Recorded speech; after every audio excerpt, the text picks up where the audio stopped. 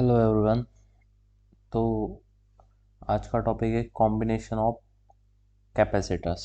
ठीक है, चलो शुरू करते हैं। कॉम्बिनेशन ऑफ कैपेसिटर, इस टॉपिक में हम दो दो कॉम्बिनेशन देखेंगे, एक सीरीज कॉम्बिनेशन और दूसरा parallel combination. Combination of capacitors, ठीक है। ये हमारा कैपेसिटर और कैपेसिटेंस सीरीज का फोर्थ लेक्चर है। ठीक है, कैपेसिटेंस। अभी ये जो आपका पॉइंट है, टॉपिक है, ये दिखने में तो बहुत इजी लगता है।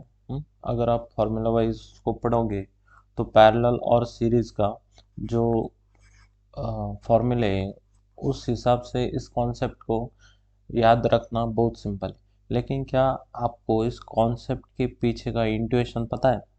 अगर नहीं पता है तो इस वीडियो में आप उस इंट्यूशन को समझेंगे, उस अंडरस्टैंडिंग को ठीक से देखोगे कि किस वजह से वो सीरीज और पैरेलल में कैपेसिटेंस के वैल्यू में किस तरह बिहेव करता है। ठीक है, तो यहाँ पे पढ़ेंगे हम पहले सीरीज कॉम्बिनेशन और फिर बाद में पढ़ेंगे पैरेलल कॉम्बिनेशन। ठीक है, ये हमारा आज का टॉपिक है। ओके, और यहाँ पे जो सीरीज और पैरेलल कॉम्बिनेशन हम सॉल्व करेंगे वो सिर्फ पैरेलल कैपेसिटर के कॉन्टेक्स्ट में सॉल्व करेंगे, और जैसा ही रिजल्ट पैरेलल कैपेसिटर के कॉन्टेक्स्ट में आ जाता है वही रिजल्ट जनरलाइज कर देंगे हम, या जनरलाइज हो सकता है स्पेरिकल कैपेसिटर और सिलेंड्रिकल कैपेसिटर। अगर स्पेरिकल कैपेसिटर, सिलेंड्रिकल कैपेसिटर अगर ये नहीं पढ़ा है तो इस सीरीज में, इस प्लेलिस्ट में आपका जो वीडियो फर्स्ट सेकंड है वो थोड़ा आप देख लीजिएगा। ठीक है, तो चलो स्टार्ट करते हैं हमारा सीरीज कॉम्बिनेशन। देखो, हर बार की तरह हम यहाँ पे एक लर्निंग ऑब्जेक्टिव बनाते हैं क्योंकि हमें इस लर्निंग ऑब्जेक्टिव से क्लियर हो जाता है कि इस चैप्टर में, इस पॉइंट में, इस टॉपिक में हम क्या पढ़ेंगे। ठीक है, तो जो हमारा लर्निंग ऑब्जेक्टिव है आज का, ये है सीरीज कॉम्बिनेशन में। तो इसमें हम देखेंगे कि जो जब भी हम कैपेसिटर सीरीज में ज्वाइन करते हैं, ठीक है, जब भी हम कैपेसिटर सीरीज में जोड़ेंगे तो कैपेसिटर का जो डेफिनेशन है वो बना रहना चाहिए। ठीक है, तो हम यहाँ पे कुछ लर्निंग ऑब्जेक्टिव के लिए हम हेडिंग बना लेते हैं। जैसे कि हम बोलेंगे validity, validity of definition of capacitor, definition of capacitor. तो जो कैपेसिटर का डेफिनेशन होता है कि नेट कैपेसिटर पे चार्ज कितना होता है, जीरो। तो जब भी हम दो कैपेसिटर सीरीज में कनेक्ट करेंगे, सीरीज में कनेक्ट करेंगे तो उसका जो नेट चार्ज है, अभी मान लो ये दो कैपेसिटर हमने सीरीज में कनेक्ट किए, तो उसके ऊपर जो नेट चार्ज है हमारा वो कितना आता है हमेशा कैपेसिटर के ऊपर, जीरो। तो इन दोनों सीरीज कैपेसिटर के ऊपर भी नेट चार्ज कितना होगा, जीरो। तो इस बात को हम समझेंगे। ठीक है, तो इस वैलिडिटी को हम समझने की कोशिश करेंगे। ये हमारा पहला ऑब्जेक्टिव। समझो दूसरा ऑब्जेक्टिव क्या होगा। तो हम यहाँ पे समझेंगे कि अगर सेम पोटेंशियल, देन चार्ज का जो स्टोरेज है, चार्ज स्टोरेज का जो अमाउंट है वो सीरीज कॉम्बिनेशन में कैसे घटता है। तो यहाँ पे हेडिंग लिख लेते हैं उसके लिए, the decrease in storage of charge on capacitor capacitor capacitor joined at same potential, same potential difference same potential difference same potential difference. यहाँ पे देखो, जब भी हम एक एक सिंगल कैपेसिटर, मान लो यहाँ पे एक सिंगल कैपेसिटर है, अगर ये कैपेसिटर हम वी वोल्ट बैटरी के साथ जोड़ते हैं तो इस कैपेसिटर में जो चार्ज स्टोरेज होगा, मान लो कुछ क्यू होगा। ठीक है, अगर वही हम एक सीरीज कैपेसिटर, अगर सेम पोटेंशियल के पोटेंशियल को जोड़ दे तो इसका जो चार्ज स्टोरेज है वो कुछ घट जाएगा। मान लो वो Q/2 होता है, तो इस चार्ज स्टोरेज का सीधा सीधा मतलब निकल आता है कि उसका जो कैपेसिटेंस है, कैपेसिटेंस, उस कैपेसिटेंस का जो वैल्यू है वो कैपेसिटेंस डिक्रीज हो जाएगा, कैपेसिटेंस का जो वैल्यू है वो डिक्रीज हो जाएगा। ठीक है, देखो समझो, तो यहाँ पे क्या समझ आ रहा है, अगर सेम पोटेंशियल में अगर सीरीज कॉम्बिनेशन को हम ज्वाइन करते हैं तो जो कैपेसिटर पे जो चार्ज स्टोर किया जाता है उसका अमाउंट घट जाएगा। ठीक है, और अमाउंट अगर घट गया तो सीधी बात है कैपेसिटेंस पे उसका असर पड़ेगा, यानी कि उस सीरीज कॉम्बिनेशन का जो कैपेसिटर का कैपेसिटेंस है उसका वैल्यू घटेगा। मान लो यहाँ पे जो कैपेसिटेंस का वैल्यू है वो सी है और यहाँ पे वैल्यू सी डैश है, तो इन दोनों केस में अगर कैपेसिटेंस को हम कंपेयर करें तो यहाँ पे हमें ये रिजल्ट देखने को मिलेगा, क्योंकि यहाँ पे कैपेसिटेंस घटा, क्योंकि चार्ज स्टोरेज करने की जो क्षमता होती है पैरेलल सीरीज कॉम्बिनेशन में वो घट जाती है। ठीक है, ख्याल रहे यहाँ पे कि पोटेंशियल डिफरेंस जो है वो सेम है। ठीक है, इस बात को हम परखेंगे, समझेंगे कि किस तरह से सीरीज कॉम्बिनेशन में जब भी हम सेम पोटेंशियल में एक सेम पोटेंशियल ज्वाइन करते हैं सीरीज कॉम्बिनेशन को, तब उस कैपेसिटर कॉम्बिनेशन के लिए हमारा जो स्टोरेज ऑफ चार्ज है वो घट जाता है, और उस स्टोरेज ऑफ चार्ज को चार्ज के तहत जो भी कैपेसिटेंस होगा उसका वैल्यू भी घट जाएगा। ठीक है, तो इसके बारे में हम पढ़ेंगे। ये दो मेन ऑब्जेक्टिव है, अगर आप ये समझ पाते हो तो इस सेकंड ऑब्जेक्टिव का जो उल्टा होगा, मतलब इसमें क्या हो रहा है, जब भी हम कैपेसिटर को सीरीज में ज्वाइन कर रहे हैं तो कैपेसिटेंस घट रहा है, या सेम पोटेंशियल पे उसका जो चार्ज स्टोरेज का कैपेसिटी है ऑन द प्लेट वो घट रहा है।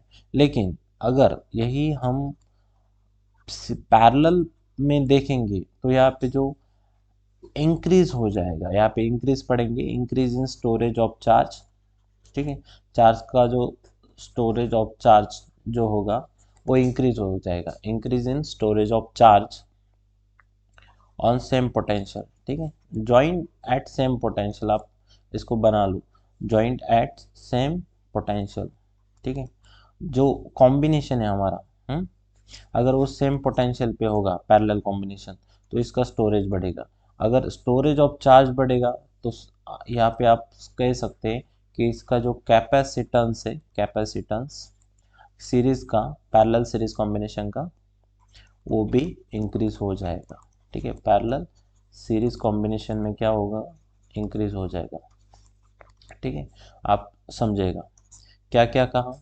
देखो यहाँ पे अगर मान लो ये कैपेसिटर है और ये कैपेसिटर मैंने पैरेलल में ज्वाइन किया है और यहाँ पे सेम पोटेंशियल का बैटरी अप्लाई किया है, तो इसका जो कैपेसिटेंस का वैल्यू है वो कुछ बढ़ के 2C हो जाएगा, या कुछ मान लो C डबल डैश हो जाएगा, जो कि इस कंपैरिजन में बहुत ज़्यादा है C के कंपैरिजन में।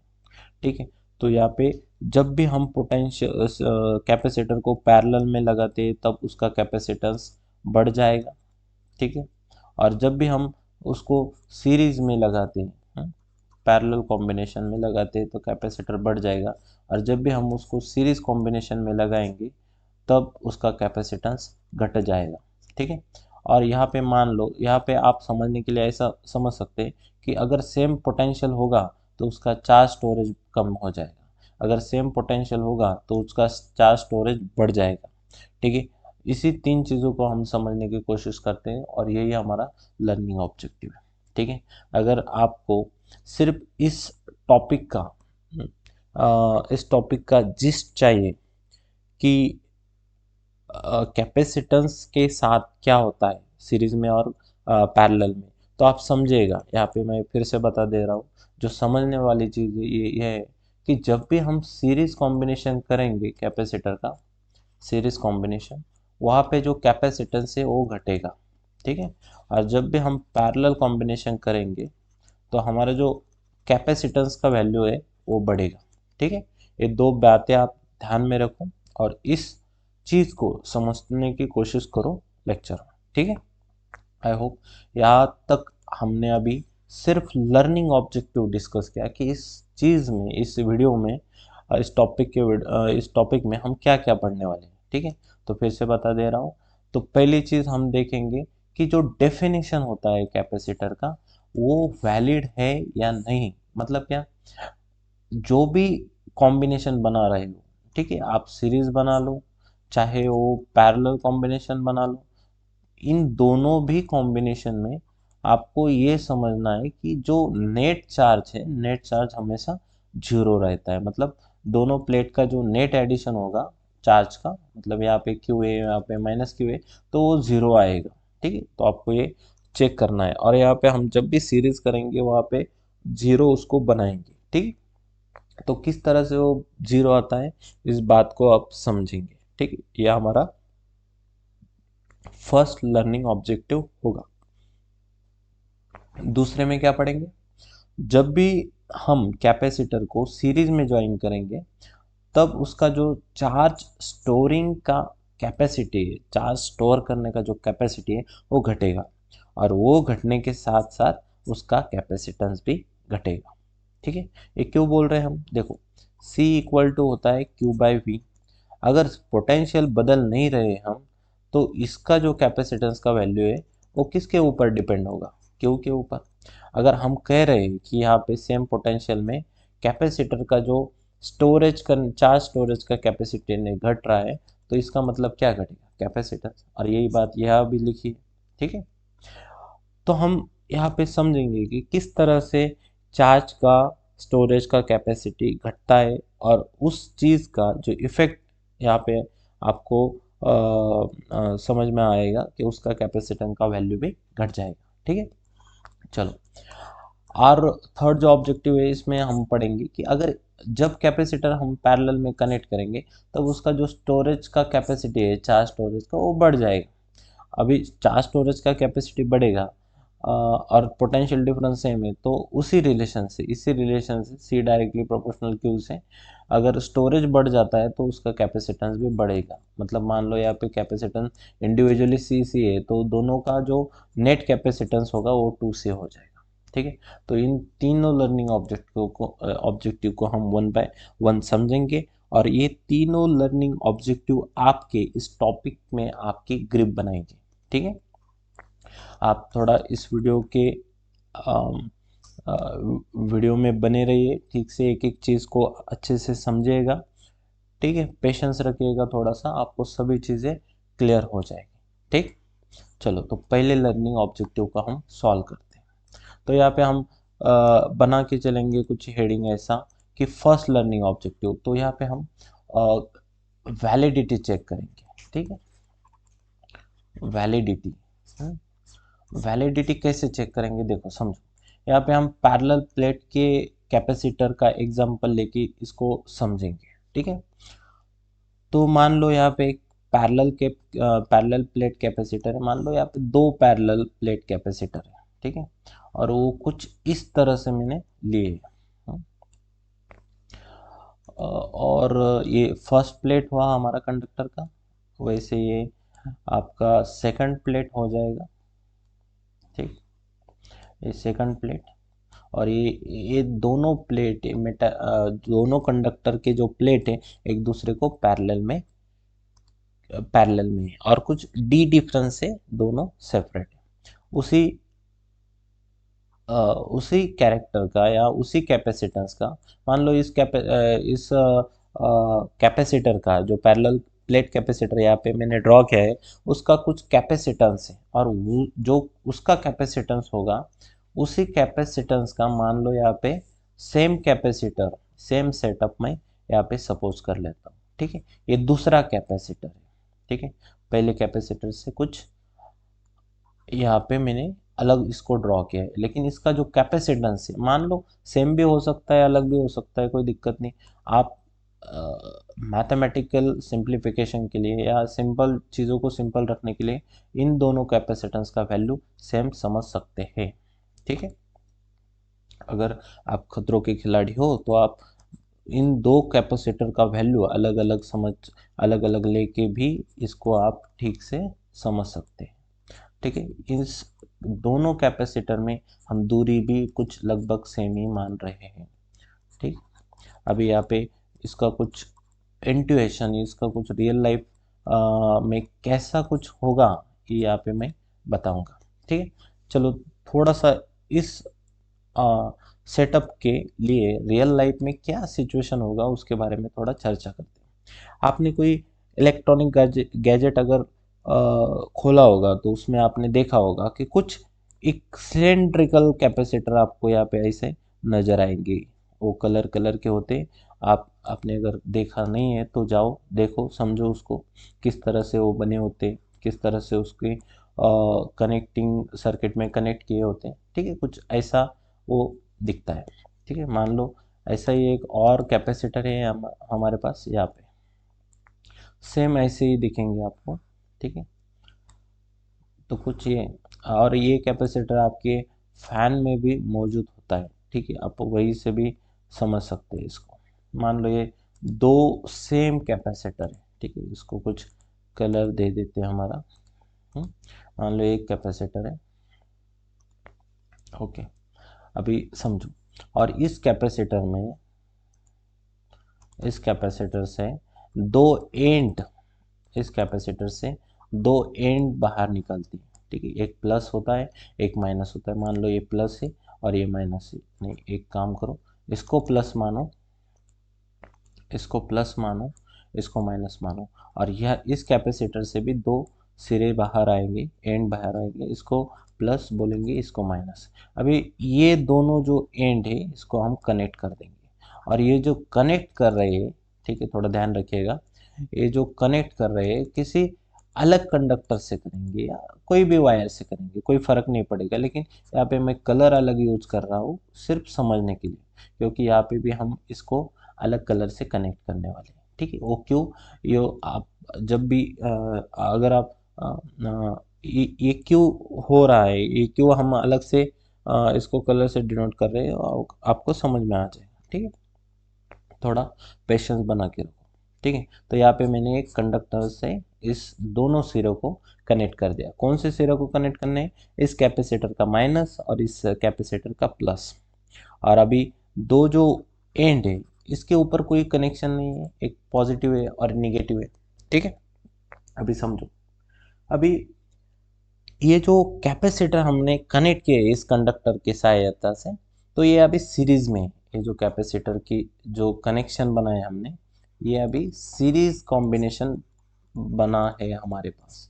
ये जो कैपेसिटर है ये सीरीज कॉम्बिनेशन में कनेक्ट हो गए।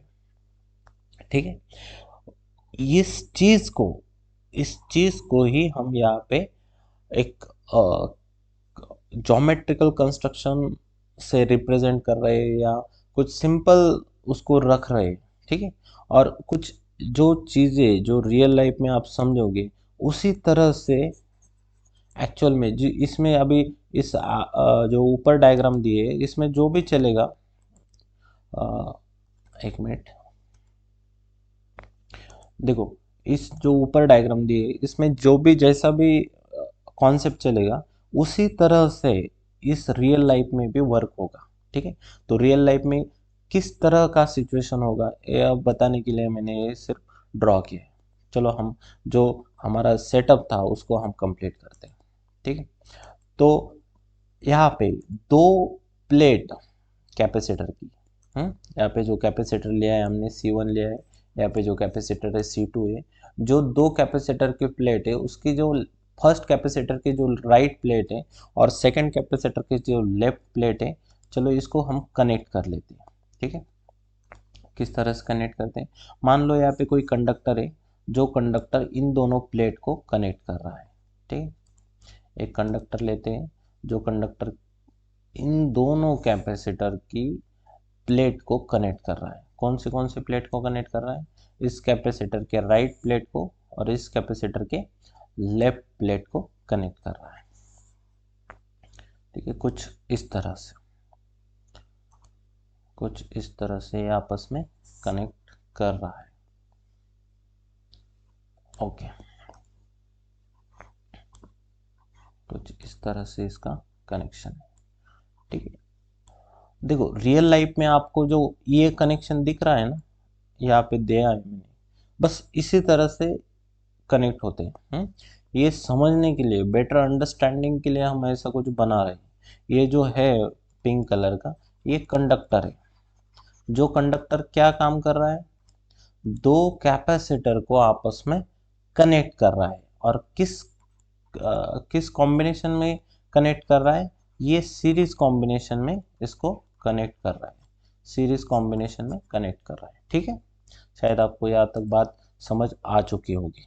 अभी समझो, अभी इस कैपेसिटर के पास लेफ्ट साइड का जो प्लेट है, मान लो यहाँ पे हमने एक वायर लगा दी। ठीक है, इसको कुछ कलर कर लेते हैं ताकि समझने में कुछ आसानी हो जाए। ठीक है, तो मान लो ये जो प्लेट है हमारी, इस प्लेट के ऊपर इस प्लेट को एक मेटेलिक वायर से कनेक्ट कर देंगे, और सेम तरह से ये भी प्लेट को हम कलर कर सकते हैं। ठीक है, चलो कलर लेते हैं। यहाँ पे कुछ पार्ट मैंने छोड़ा है, समझने के लिए छोड़ा है। ठीक है, मान लो यहाँ पे हम इतना ही पार्ट छोड़ देते हैं, जो कि आप समझने के लिए अच्छे से आप इसको शायद देख पा रहे होंगे। चलो ठीक है, वैसे तो ये भी, इसमें भी वो चार्ज होता है, सिर्फ कनेक्ट कर रहे हैं दो सरफेस, दो प्लेट आपस में, इस कंडक्टर की सहायता से। ठीक है, तो चलो हम कॉन्सेप्ट के ऊपर आते हैं फिर। तो यहाँ पे एक मेटल वायर कनेक्ट होगी, यहाँ पे एक मेटल वायर कनेक्ट होगी। ठीक, और जब भी हम इस कैपेसिटर को चार्ज करेंगे, इस कैपेसिटर को चार्ज करेंगे, अगर हमें इसको चार्ज करना होगा तो हम कैसे चार्ज करते हैं, इस कैपेसिटर को हम बैटरी से जोड़ देते हैं। चलो हम इसमें से एक कैपेसिटर चार्ज करके देखते हैं। ठीक है, कैसे चार्ज करेंगे देखो समझो। मान लो यहाँ पे C1 जो कैपेसिटर है, मैं कुछ इसको अलग से निकाल लेता हूँ। ठीक है, ये जो C1 कैपेसिटर है, अभी इसको हम चार्ज करेंगे। इस C1 कैपेसिटर को हम चार्ज करेंगे कुछ पोटेंशियल देके, और पोटेंशियल जो दे रहे हैं वो कुछ V पोटेंशियल है। यही केस है, ऊपर वाला C1 कैपेसिटर ये मैंने ड्रॉ किया है। ठीक है, अलग अलग एक बार उसको चार्ज करेंगे, फिर सीरीज में जोड़ेंगे, और फिर से उसको सीरीज में चार्ज करेंगे। ठीक है, चलो यहाँ पे मैंने कैपेसिटर बना लिया है अभी।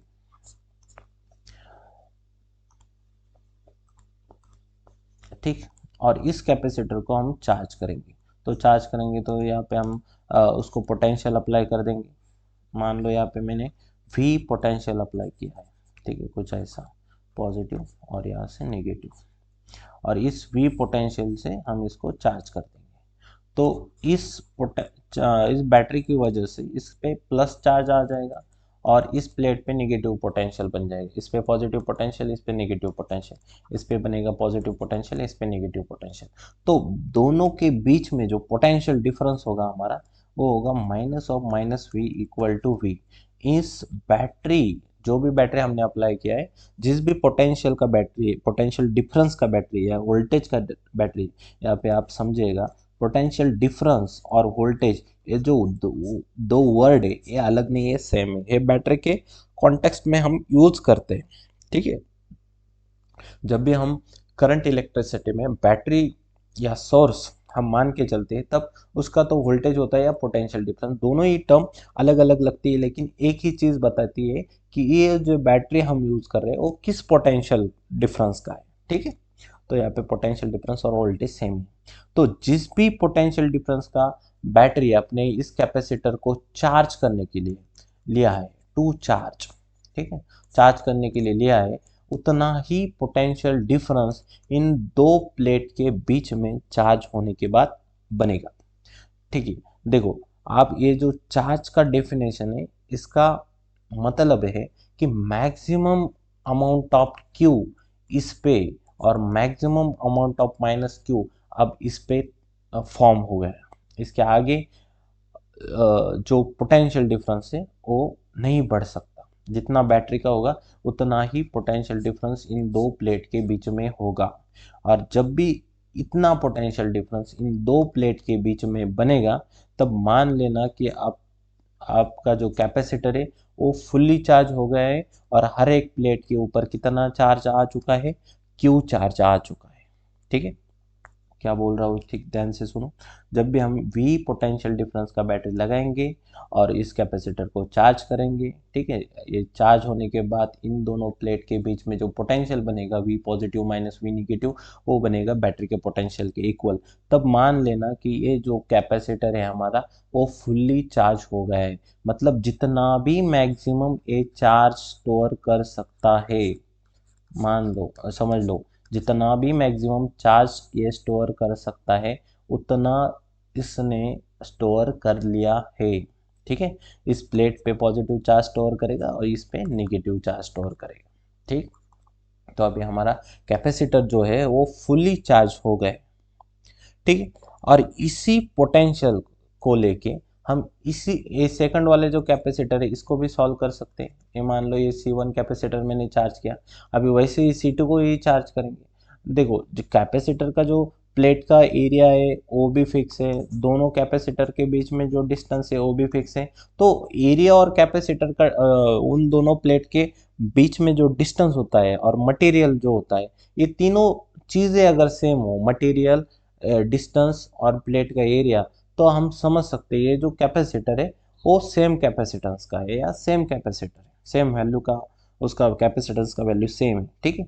तो यहाँ पे C1 कैपेसिटर, इसको ये सिंबल है, वैल्यू नहीं है, ये सिंबल है, इसको नाम दिया हमने C1 और इसको नाम दिया C2। तो C1 कैपेसिटर को हम जितना चार्ज मतलब फुल्ली चार्ज होने के लिए उस हर एक प्लेट के ऊपर कितना चार्ज उसको स्टोर करना पड़ेगा, क्यों, तो C2 कैपेसिटर में कितना चार्ज उस कैपेसिटर में भी उतना ही चार्ज हर एक प्लेट के ऊपर स्टोर हो जाएगा अगर हमने उसको भी कितने पोटेंशियल से जोड़ देंगे, V पोटेंशियल से जोड़ देंगे या V पोटेंशियल डिफरेंस वाले बैटरी से जोड़ देंगे, तब उसके ऊपर भी उतना ही maximum charge, Q maximum charge store होगा, ठीक है।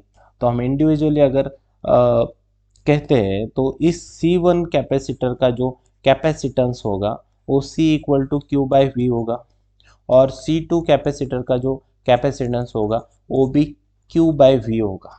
V यहाँ पे पोटेंशियल डिफरेंस है, पिछले लेक्चर में हमने इसके बारे में डिटेल से डिस्कस किया है। अगर कैपेसिटेंस पैरेलल प्लेट कैपेसिटर का कैपेसिटेंस किस तरह से निकालते हैं, अगर ये आपको पता नहीं है तो जो पिछला लेक्चर है पैरेलल प्लेट कैपेसिटर का वो पढ़िएगा, ठीक है। ये आप वहाँ पे मैंने डिटेल से इसको डिस्कस किया है, ठीक है।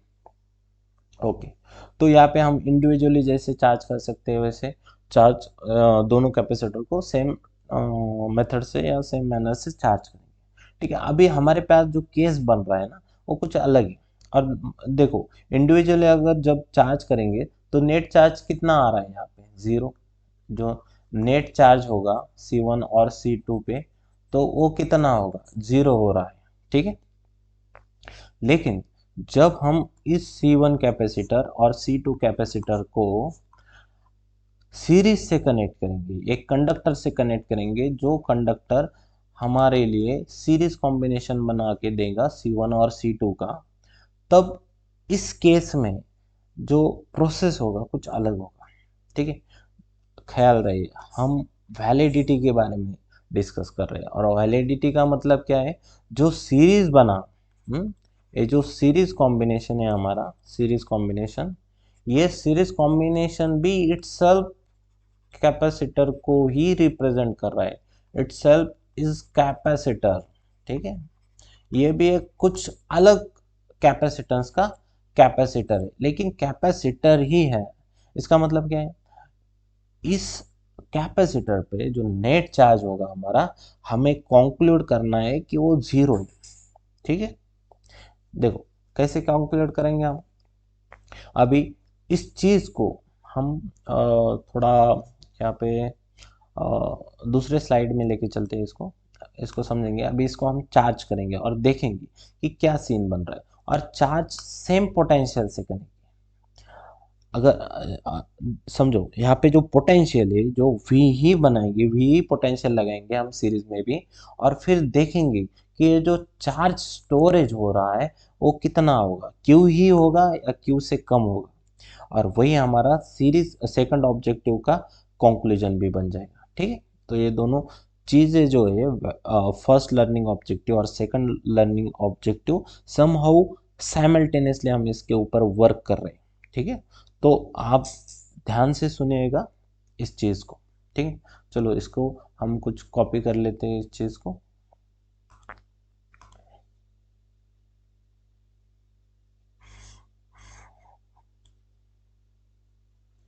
यहाँ पे डायग्राम कॉपी कर लेते हैं।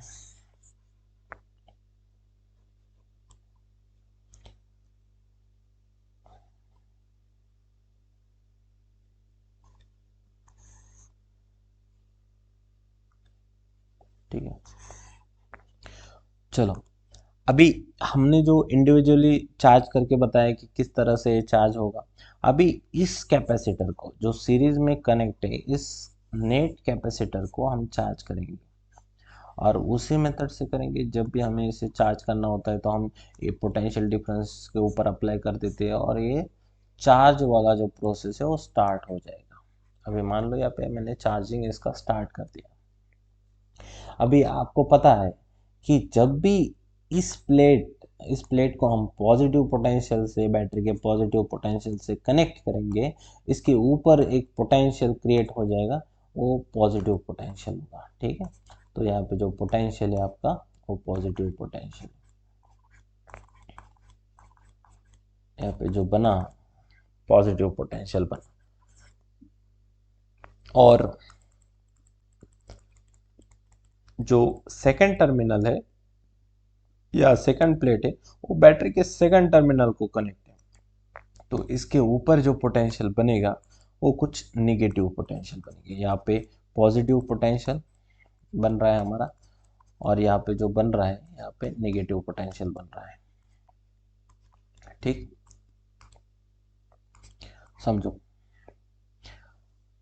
अभी इस प्लेट, ये जो प्लेट है, ये जो C1 कैपेसिटर का राइट प्लेट है, इसको लेफ्ट प्लेट बोलेंगे, इसको राइट बोलेंगे, इसको लेफ्ट बोलेंगे, इसको राइट बोलेंगे। C2 कैपेसिटर का लेफ्ट राइट। तो ये जो राइट प्लेट है C1 कैपेसिटर का और जो C2 कैपेसिटर का लेफ्ट प्लेट है, ये डायरेक्टली इस बैटरी के कांटेक्ट में नहीं है, तो फिलहाल इसके ऊपर कोई भी चार्ज हमारा नहीं है। अभी समझेगा, आपने एक पॉइंट इलेक्ट्रोस्टैटिक्स में पढ़ रखा है कि क्या, जब भी हम कंडक्टर को कंडक्टर को कंडक्टर को एक्सटर्नल फील्ड में रखते हैं, कंडक्टर इज प्लेस्ड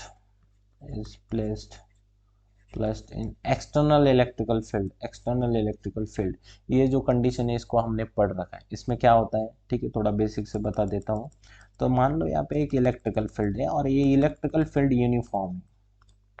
जब भी हम इस इलेक्ट्रिकल फील्ड में, मान लो ये इलेक्ट्रिकल फील्ड यहाँ ट्रैवल कर रहा है, जब भी हम एक कंडक्टर को इलेक्ट्रिक फील्ड में रख देते हैं और जितना अमाउंट ऑफ इलेक्ट्रिक फील्ड, इसका जितना स्ट्रेंथ होगा, अगर जब भी हम एक न्यूट्रल कंडक्टर को इलेक्ट्रिक फील्ड में रख देते हैं तो क्या होता है, इसके अंदर के जो इलेक्ट्रॉन है ये यहाँ पे भागते हैं और उसके उसके वजह से यहाँ पे पॉजिटिव चार्ज आता है।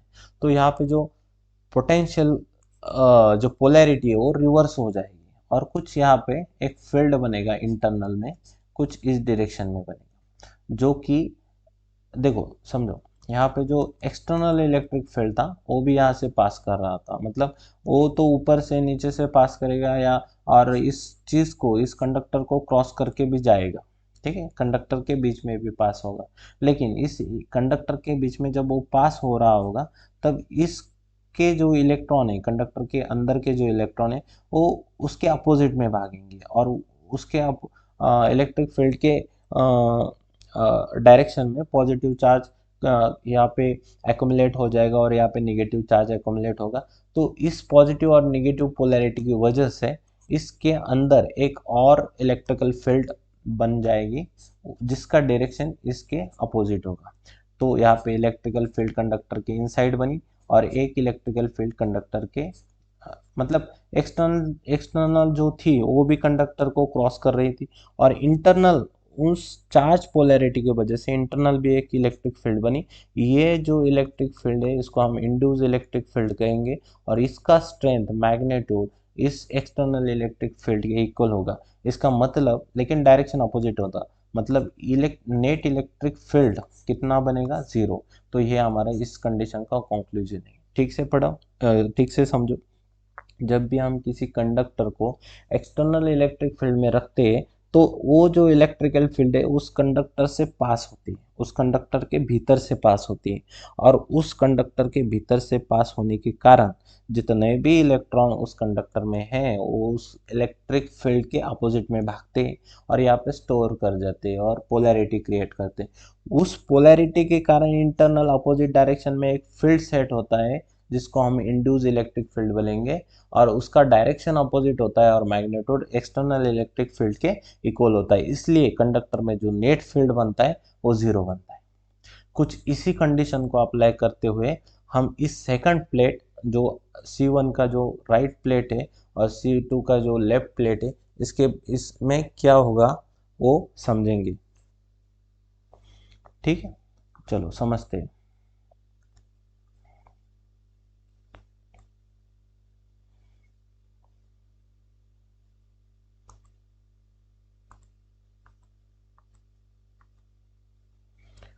ठीक है, चलो समझते हैं। अभी समझेगा तो यहाँ पे जो लेफ्ट साइड का C1 का जो प्लेट है और राइट साइड का C2 का प्लेट है ये आपस में एक फील्ड क्रिएट करेगा।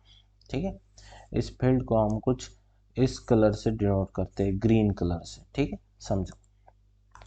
इस प्लेट से कुछ फील्ड निकलेगा, ये क्रॉस करेगा, और इसी फील्ड के इक्वल, ठीक है, इसी फील्ड के इक्वल इस निगेटिव प्लेट के कारण एक फील्ड बनेगा जो इस निगेटिव पोटेंशियल की तरफ भागेगा।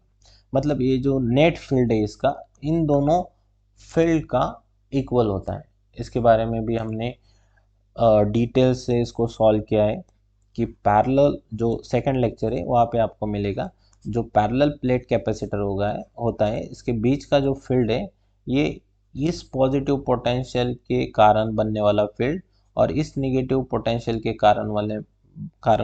बनने वाला फील्ड का नेट रिजल्टेंट के इक्वल है। इन दोनों भी पोटेंशियल का जो फील्ड है एक ही डायरेक्शन में होता है, इसलिए हम इसको सिंपल मैथमेटिक्स से ऐड कर देते हैं। तो ये जो फील्ड बनेगा वो फील्ड कुछ ई बाई एप्सिलॉन नॉट जैसा रो सिग्मा बाई एप्सिलॉन नॉट बनेगा। ठीक है, आप वो देख लीजिएगा। ठीक है, हम ये चीज़ें आसान रखते हैं। आपको पता है कि जब भी पॉजिटिव चार्ज या continuous distributed positive D Q charge field emit करता है तो वो निगेटिव में जाके सिंक हो जाता है। उसी तरह से हम देखेंगे इसको, यहाँ से जो निकलने वाला फील्ड है इस प्लेट में सिंक हो रहा है। ठीक है, और यहाँ से निकलने वाला जो फील्ड है ये जो फील्ड है यहाँ पे सिंक हो रहा है। ठीक है, तो कुछ एक 4 लाइन बना देते हैं हम ताकि समझने में या देखने में हमें दिक्कत ना हो। तो कुछ ये जो फील्ड है इस तरह से ट्रैवल कर रहा है हमारा इस प्लेट से लेके इस प्लेट में। अब देख पा रहे हो ये जो हमारा कंडक्टर है, जिस कंडक्टर ने इन दोनों प्लेट को मतलब इस C1 के राइट प्लेट को और C2 के राइट लेफ्ट प्लेट को कनेक्ट किया है वो कंडक्टर के बीच में से फील्ड निकला जा रहा है। ये जो फील्ड है हमारा, तो हम इस चीज को कुछ इस कंडीशन के हिसाब से पढ़ सकते हैं। ये जो कंडीशन है हमारा क्या कह रहा है, कंडक्टर कहाँ पे प्लेस एक्सटर्नल इलेक्ट्रिक फील्ड में, और ऐसा है तो इसमें जो नेट इलेक्ट्रिक फील्ड बनेगा कितना बनेगा, 0। तो ये भी कंडीशन वैसी है। मान लो ये जो इलेक्ट्रिकल फील्ड है ये कंडक्टर के लिए तो एक्सटर्नल है ना, इस कंडक्टर के लिए ये जो इलेक्ट्रिक फील्ड है ये कैसा एक्ट करेगा, एक्सटर्नल इलेक्ट्रिक फील्ड के जैसा। ठीक है, और इस एक्सटर्नल इलेक्ट्रिक फील्ड के कारण कंडक्टर का जो फ्री इलेक्ट्रॉन है, कंडक्टर का ये जो फ्री इलेक्ट्रॉन है वो किस तरह आ जाएगा, सब सब इलेक्ट्रॉन भागेगा इस तरफ और इस सरफेस में अकोमोलेट हो जाएगा।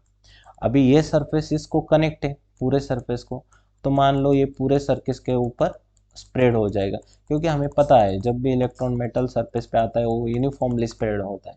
तो कंडक्टर से इस सरफेस पे आएगा और सरफेस को कनेक्ट है कंडक्टर, तो कंडक्टर के कारण इस सरफेस पे इस प्लेट पे वो फैल जाएगा और यहाँ से इलेक्ट्रॉन का जो अमाउंट है डिप्लीट हो जाएगा। मतलब यहाँ पे जो आएगी, पॉजिटिव चार्ज आएगी, और ये पॉजिटिव चार्ज कंसंट्रेशन मतलब यहाँ पे ये कुछ इस तरह से फैल जाएगा।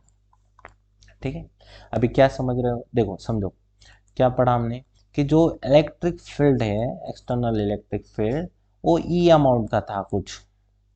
तो ई अमाउंट की एक्सटर्नल इलेक्ट्रिक फील्ड के कारण हर एक इलेक्ट्रॉन पे एक फोर्स लगा, उस फोर्स के कारण ये हर एक इलेक्ट्रॉन इसके अपोजिट में चले गए, और चले जाने के बाद इस प्लेट के ऊपर यूनिफॉर्मली स्प्रेड हो गए।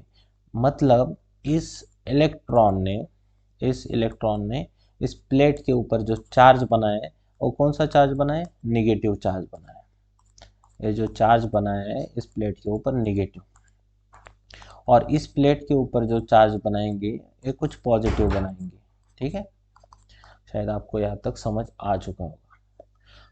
तो ये कब तक चलेगा, ये जो इलेक्ट्रॉन का ड्रिफ्टिंग है ये कब तक चलेगा, ये तब तक चलेगा जब तक इस रीजन में जो लेफ्ट प्लेट है C2 का और जो राइट प्लेट है C1 का, इस दो प्लेट के बीच में कुछ हमारा रिजल्टेंट जो इलेक्ट्रिक फील्ड है वो इक्वल नहीं हो जाता इनकमिंग एक्सटर्नल इलेक्ट्रिक फील्ड के, तब तक हमारा ये जो फील्ड है, ये इलेक्ट्रॉन का ड्रिफ्टिंग है, वो होता रहेगा, वो चार्ज का जो फ्लो है इस डायरेक्शन में होता रहेगा। और जब ये इलेक्ट्रिक फील्ड, देखो समझो, ये जो मैंने इलेक्ट्रिक फील्ड अभी ड्रॉ किया है ऑरेंज कलर से, ये इलेक्ट्रिक फील्ड हमारा इस पोलैरिटी के वजह से बनेगा, जिससे जैसे इस कंडक्टर में बनता है सेम उसी तरह से। ये जो ऑरेंज वाला इलेक्ट्रिक फील्ड है इसको हम इंड्यूस इलेक्ट्रिक फील्ड बोलेंगे, और ये इलेक्ट्रिक फील्ड और ये इलेक्ट्रिक फील्ड का जो मैग्नीट्यूड है वो सेम होगा, डायरेक्शन अपोजिट होगा। तो हम कह सकते हैं अभी कंडक्टर में जो नेट इलेक्ट्रिक फील्ड बन रहा है हमारा, कितना बन रहा है, 0। ठीक है, ये तब तक फ्लो होता रहेगा जब तक ये नेट इलेक्ट्रिक फील्ड कितना नहीं बन जाता, 0। ठीक है, अभी समझो, ये इलेक्ट्रिक फील्ड का जो अमाउंट होता है, इलेक्ट्रिक फील्ड कितना बनेगा, ये डिपेंड करता है कि कितना चार्ज है। इलेक्ट्रिक फील्ड डिपेंड करता है क्यू पे, और एक प्लेट के लिए अगर मान लो इस प्लेट का जो सरफेस चार्ज डेंसिटी है वो सिग्मा है, ठीक है, तो उसके लिए क्यू का जो वैल्यू है वो सिग्मा इंटू ए के बराबर होगा। मतलब कितना, और एक कांस्टेंट ले लेते हैं, ठीक है, या इसको हम हाँ बोल सकते हैं जो इलेक्ट्रिकल फील्ड बनेगा वो सिग्मा के बराबर, सिग्मा क्यू के कारण होता है, कोई भी सोर्स चार्ज के कारण होता है। तो यहाँ पे सोर्स चार्ज सिग्मा इंटू ए, तो कितना इलेक्ट्रिक फील्ड बनेगा, कुछ डायरेक्टली प्रोपोर्शनल बनेगा सिग्मा ए के, और जितना सोर्स चार्ज यहाँ पे होगा उसके कारण जितना इलेक्ट्रिक फील्ड बन रहा है उसका अपोजिट इलेक्ट्रिक फील्ड बन रहा है इस डायरेक्शन में। इसका मतलब क्या है, जितना चार्ज इस इस प्लेट पे होगा, लेफ्ट प्लेट पे, इस बैटरी के पोटेंशियल के कारण जितना इसने अकुमुलेट किया है, क्यू मान लो या क्यू डैश मान लो, उतना ही चार्ज ये भी अकुमुलेट करेगा, क्यू डैश, जो कि सिग्मा ए के इक्वल होगा। और जिस भी इस पोटेंशियल, नेगेटिव पोटेंशियल के कारण मान लो यहाँ पे जो अकोमलेशन हुआ है वो माइनस क्यू डैश हुआ है, या इसको ऐसा भी कह सकते हैं माइनस सिग्मा ए। ठीक है, तो उतना ही चार्ज इस प्लेट पे भी आएगा। देखो हम ये लिख पा रहे हैं क्योंकि हमने यहाँ पे डिस्कस कर लिया है कि इस पोलैरिटी रिवर्स होने के कारण जितना फील्ड बनेगा उसका मैग्नीट्यूड इलेक्ट्रिक एक्सटर्नल फील्ड के इक्वल होगा। ठीक है, इक्वल होगा, इसका मतलब जो सोर्स है वो बिल्कुल आइडेंटिकल होगा, सेम होगा। इसका मतलब जितना चार्ज इस प्लेट पे है उतना ही इस प्लेट पे आएगा, जितना इस प्लेट पे है उतना ही इस प्लेट पे आएगा। यहाँ पे लिख लेते हैं माइनस क्यू डैश, इसको लिखेंगे माइनस सिग्मा ए। ठीक है, अभी समझो, ये दोनों प्लेट मिला के जो नेट चार्ज है, आप यहाँ पे समझो माइनस क्यू डैश और प्लस क्यू डैश, ये तो जीरो हो जाएगा, और ये दोनों चार्ज लेफ्ट वाला प्लेट और इस C2 का राइट वाला प्लेट का जो चार्ज है ये भी दोनों मिला के जीरो हो जाएगा। तो हमारा जो नेट चार्ज यहाँ पे दिख रहा है आपको, नेट चार्ज वो पूरे कैपेसिटर के ऊपर जीरो है। ठीक है, नेट चार्ज कितना है हमारा, जीरो। तो यहाँ से हम इसको कह सकते हैं जो सीरीज बन रहा है हमारा वो सीरीज कॉम्बिनेशन एक कैपेसिटर को ही शो करता है। इसका वैलिडिटी हमने प्रूफ कर लिया है, इसका वैलिडिटी वैलिड हो गया है। चलो, यहाँ तक आई होप आपको समझ में आ चुका होगा।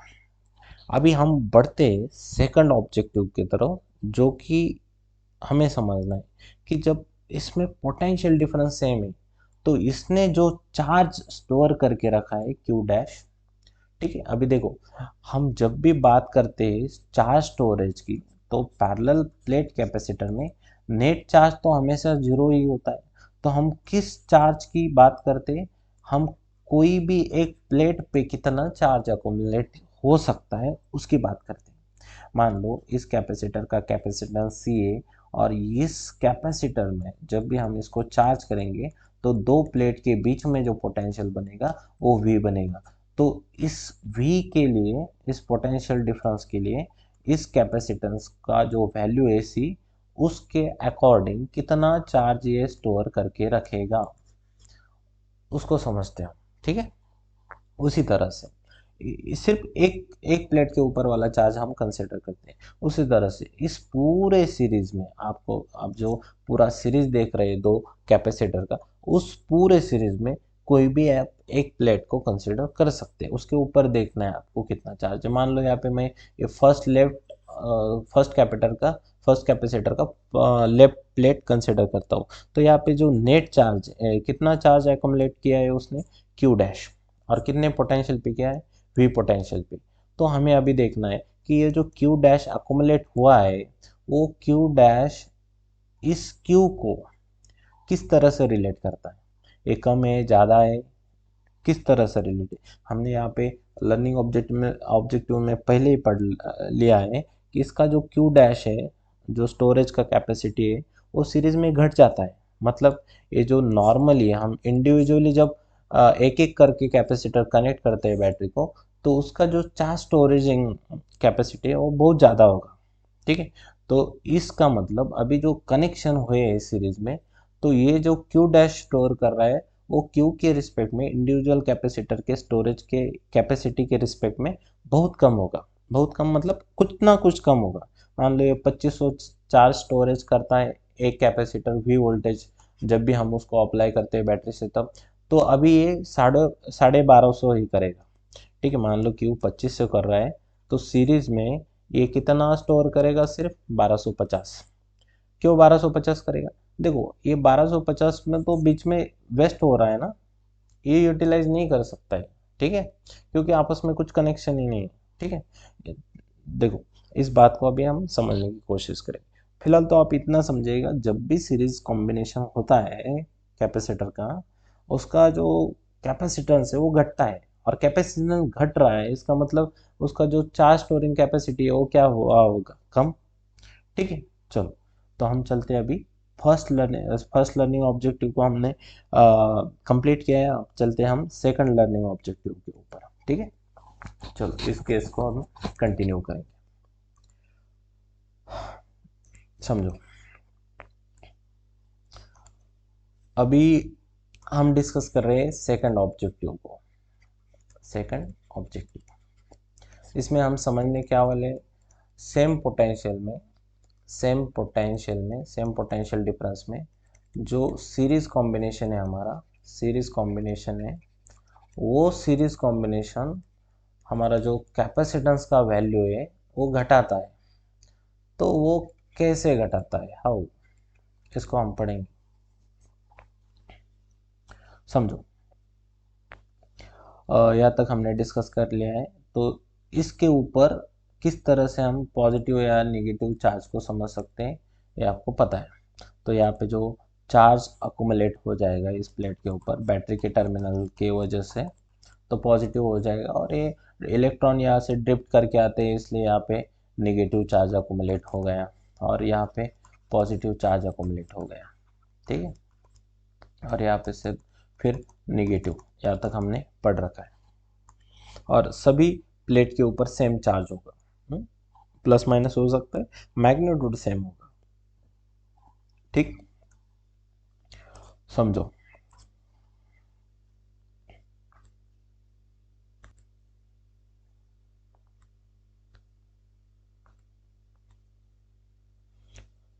यहाँ पे क्या हो रहा है कि जब भी हम इसको बैटरी से कनेक्ट कर दे रहे हैं वी वोल्टेज से, तो यहाँ पे पोटेंशियल जो ड्रॉप है वो बढ़ रहा है। ठीक है, क्या बोल रहा हूँ ध्यान से सुनो।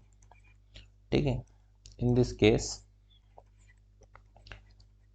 इन दिस केस मतलब इन दिस केस मतलब सीरीज कॉम्बिनेशन के केस में potential dropping, potential dropping is increasing. इसका क्या मतलब है समझो। पोटेंशियल ड्रॉपिंग क्या हो रहा है, इंक्रीज। ठीक है, पहले तो आप इसको कुछ हमने जो एक एक्सप्रेशन डिराइव किया है उस एक्सप्रेशन के हिसाब से समझने की कोशिश करेंगे और फिर टेक्निकल उसको समझने की कोशिश करेंगे। ठीक है, क्योंकि एक्सप्रेशन जो है वो सीधा सीधा काम कर रहे हैं आपकी। ठीक, हमने एक एक्सप्रेशन डिराइव की हुई थी, ये जो रिजल्ट था उस रिजल्ट को हम उठा लेते हैं। हमने पैरेलल प्लेट कैपेसिटर लेक्चर, आप सेकंड देख सकते हो, वहाँ पे हमने एक रिजल्ट डिराइव किया था और उस रिजल्ट का जो एक्सप्रेशन था वो था C is equal to A epsilon not by D. ये क्या रिप्रेजेंट कर रहा है, ये रिप्रेजेंट कर रहा है इस पैरेलल प्लेट कैपेसिटर को। ठीक है, ये जो पैरेलल प्लेट कैपेसिटर है आपका, इसको रिप्रेजेंट कर रहा है, इस प्लेट के कैपेसिटेंस को रिप्रेजेंट कर रहा है। ठीक है, ये प्लेट है जिसका हमारे पास एरिया है और कुछ डिस्टेंस है। इसका जो एरिया ए जो है एरिया को रिप्रेजेंट कर रहा है और डी जो है इन दोनों प्लेट के बीच में कितना डिस्टेंस है उसको रिप्रेजेंट कर रहा है। और एप्सिलॉन नॉट इस स्पेस में, इसमें जो भी है वैक्यूम है या डाइलेक्ट्रिक है, उसका परमिटिविटी, परमिटिविटी एक्सप्लेन कर रहा है, स्पेस परमिटिविटी। और इस प्लेट का कैपेसिटेंस जो है वो सी से डिनोट कर रहा है, C equal to A epsilon naught D. अभी समझो, अगर मैं यहाँ पे इस प्लेट को, ये जो राइट वाला प्लेट है, अगर इसको लेके थोड़ा दूर चला जाऊँ, दूर चला जाऊँ, तो क्या हो रहा है, इसका जो डिस्टेंस है वो कुछ बढ़ रहा है। अगर डिस्टेंस बढ़ेगा तो कैपेसिटेंस घटेगा। समझो, अगर डिस्टेंस बढ़ेगा तो कैपेसिटेंस घटेगा। अगर मैं इसको और पास लेके आऊँ तो डिस्टेंस घटेगा तो कैपेसिटेंस बढ़ेगा। ठीक है, तो यहाँ पे हमें पहला वाला केस पकड़ना है कि ये कंक्लूड करना है कि अगर डिस्टेंस घट रहा है, दोनों प्लेट एक दूसरे से दूर जा रही है, तो कैपेसिटेंस क्या होगा, घटेगा। इस सिंपल लॉजिक से आप ये पूरा सीरीज कॉम्बिनेशन एक चुटकी में समझ सकते हैं बहुत आसानी से। समझो, अभी हमारे लिए जो कैपेसिटर है, ये कैपेसिटर दो पैरेलल प्लेट का बना होता है। तो हमारे लिए वो कौन सी दो पैरेलल प्लेट है जो कि हमारा कैपेसिटर का डिजाइन कंप्लीट कर रही है। तो ये जो दो कैपेसिटर का प्लेट है हमारे लिए, ये और ये एक है। ठीक है, आप इसको ऐसे समझो। ठीक है, इस चीज को ऐसे समझो। मान लो मैं यहाँ पे जो प्लेट है इरेज कर देता हूँ, अंदर की जो प्लेट है इरेज कर देता हूँ, ये वाली ये गायब कर देता हूँ। तो देखो डी तो बहुत बढ़ गया ना अभी फिलहाल। अभी डी क्या हो रहा है, बहुत बढ़ गया। बढ़ गया मतलब कैपेसिटेंस क्या हुआ होगा, डिक्रीज। और यही तो बात हम बोल रहे हैं कि जब भी हम कैपेसिटर्स को सीरीज में कनेक्ट करते हैं across the same potential difference, तब उसका जो कैपेसिटेंस है वो घट जाता है। उसका कैपेसिटेंस क्या हो जाता है, घट जाता है। ठीक, चलो इसको फिर बाद में बना देते हैं क्योंकि हमें इसका ज़रूरत पड़ेगी। ये समझ रहे हो आपको। ठीक है, तो इस हिसाब से आप बहुत आसानी से समझ पाएंगे कि सीरीज कॉम्बिनेशन, सीरीज में होता क्या है। तो इनडायरेक्टली हम बोल सकते हैं कि कैपेसिटर के बीच में जो डिस्टेंस है, दो प्लेट के बीच में जो डिस्टेंस है, दूरी है, वो बढ़ जा रही है और उसी के कारण इसका जो कैपेसिटेंस है वो घटता जा रहा है। ठीक है, अभी समझो, पोटेंशियल डिफरेंस में तो कोई चेंज नहीं ला रहे। दूसरी चीज यहाँ पे एक नोट की, दूसरा रिजल्ट यहाँ पे एक ले लेते हैं कि हमें पता है कैपेसिटेंस क्यू बाई वी होता है। तो यहाँ पे हम क्या चेंज कर रहे हैं, इन दोनों को डिस्टेंस चेंज किया ना। तो चार्ज एक कैपेसिटर के ऊपर जितना, अभी देखो यहाँ पे जो वोल्टेज है, वोल्टेज तो सेम। अगर वोल्टेज सेम होगा इस एक्सप्रेशन में V को कांस्टेंट मानेंगे तो C किसके बराबर होगा? जब हम V को कांस्टेंट रखेंगे तब C हमारा किसके बराबर होगा? Q के। इसका मतलब क्या है? अगर Q घटेगा तो C भी घटेगा, और Q को घटना ही, क्योंकि हमने यही बोल दिया। देखो डिस्टेंस तो बढ़ रहा है, डिस्टेंस बढ़ रहा है तो कैपेसिटेंस घटेगा, और कैपेसिटेंस घट रहा है तो Q को घटना ही है। तो इंडिविजुअल केस में जब हम एक कैपेसिटर को सिर्फ C1 को कनेक्ट करेंगे इस पोटेंशियल के साथ, कि तब मान लो इसके ऊपर 2500 कूलम चार्ज स्टोर हो जाता है, और जब हम इन दोनों को एक साथ जोड़ेंगे तब इसके ऊपर कितना चार्ज स्टोर होगा? सिर्फ 1250, मतलब इसका कैपेसिटेंस घटा। ठीक है, चलो अभी जो टेक्निकली है उसको समझने की कोशिश करते हैं इस लाइन के हिसाब से। ये जो लाइन है आपका टेक्निकल बैकग्राउंड बना रही है। इस कंसेप्ट के लिए आपका टेक्निकल जो सपोर्ट है या टेक्निकल बैकग्राउंड बना रही है ये लाइन, क्योंकि यहाँ पे एक वर्ड लिखा है पोटेंशियल ड्रॉपिंग, और यही पोटेंशियल ड्रॉपिंग की सहायता से, हेल्प से आप समझेंगे कि किस तरह इसका कैपेसिटेंस घटेगा। ठीक है, ओके। तो इसके लिए भी हमें कुछ इलेक्ट्रोस्टैटिक का बेसिक का हेल्प लेने की ज़रूरत होगी। ठीक है, तो चलो उसका भी हम हेल्प ले लेते हैं। इलेक्ट्रोस्टैटिक्स में हमने एक बात पढ़ रखी है, क्या है वो बात? समझो, जब भी एक कांस्टेंट इलेक्ट्रिक फील्ड होगा, यूनिफॉर्म इलेक्ट्रिक फील्ड होगा, मान लो एक यूनिफॉर्म इलेक्ट्रिक फील्ड है, और इस यूनिफॉर्म इलेक्ट्रिक फील्ड में आप कोई भी दो पॉइंट पकड़ लो। ठीक है, दो पॉइंट पकड़ लो। मान लो यहाँ पे मैंने एक पॉइंट लिया, यहाँ पे एक पॉइंट लिया, यहाँ पे ए पॉइंट है, यहाँ पे बी पॉइंट है, और इलेक्ट्रिक फील्ड कुछ ऐसी रन हो रही। तो इस पॉइंट के लिए यहाँ पे कुछ पोटेंशियल बनेगा, और जो पोटेंशियल बनेगा, मान लो यहाँ पे वी ए पोटेंशियल बनता है, और इस पॉइंट के लिए यहाँ पे पोटेंशियल वी बी पोटेंशियल बनता है। तो इन दोनों पॉइंट के बीच में जो दूरी है मान लो यल है, तो यहाँ पे एक रिलेशन पढ़ा था, ई यल जो होता है वो पोटेंशियल डिफरेंस के इक्वल होता है। ई एल जो होता है वो पोटेंशियल डिफरेंस के इक्वल होता है। अगर मान लो इलेक्ट्रिकल फील्ड राइट साइड में जा रही हो, और यहाँ पे एक टेस्ट पॉजिटिव चार्ज है, यहाँ पे एक टेस्ट पॉजिटिव चार्ज है, मतलब यहाँ पे एक नहीं है, एक ही है, जो पहले या ए पॉइंट पे था, अभी वो इलेक्ट्रिक फील्ड के कारण ड्रिफ्ट होके कहाँ पे आएगा? बी पे आएगा। क्यों आएगा? देखो इलेक्ट्रिकल फील्ड इलेक्ट्रॉन को खींचती है और पॉजिटिव चार्ज को ढकेलती है। ठीक है, तो पॉजिटिव चार्ज को ढकलेगी, मतलब पुश करेगी, तो वो पॉजिटिव चार्ज कहाँ पे कम स्ट्रेस महसूस करेगा? तो वो कम स्ट्रेस बी पॉइंट पे महसूस करेगा, तो उसको तो अच्छा ही है, क्योंकि उसका और इलेक्ट्रिक फील्ड का जम नहीं रहा है, क्योंकि वो पॉजिटिव नेचर का है, रिपेल करेगी। तो मतलब ये जो इलेक्ट्रिकल फील्ड है ये कुछ कुछ ऐसे सोर्स से आ रही होगी जिस सोर्स के बाद बहुत बहुत पॉजिटिव चार्ज है, तभी यूनिफॉर्मली निकलेगा। तो बहुत पॉजिटिव चार्ज की तरफ वो काहे जाएगा? क्योंकि उसका नेचर तो पॉजिटिव, वो नहीं जाएगा, वो तो उसके विपरीत भागेगा, क्योंकि यहाँ पे रिपल्सिव फोर्स होगा। तो वो ज़्यादा अच्छा खुश कहाँ फील करेगा? बी पॉइंट पे फील करेगा, क्योंकि ये पॉइंट पे तो बहुत स्ट्रेस महसूस करेगा।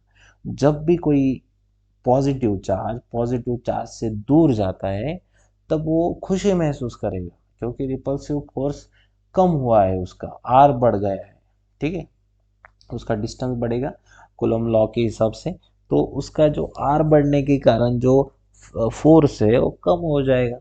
ठीक है, तो हम कुछ उसको पोटेंशियल एनर्जी के टर्म में समझने की कोशिश करते हैं। तो हम मान लेते हैं यहाँ पे जो पोटेंशियल एनर्जी है कितना हो जाएगा? पोटेंशियल इंटू क्यू, और यहाँ पे कितना हो जाएगा? Potential into Q. तो यहाँ पे जो पोटेंशियल एनर्जी है और यहाँ पे जो पोटेंशियल एनर्जी है, इस केस में उसका पोटेंशियल एनर्जी घटेगा। जब भी वो ए से बी तक जाएगा उसका पोटेंशियल एनर्जी घटेगा।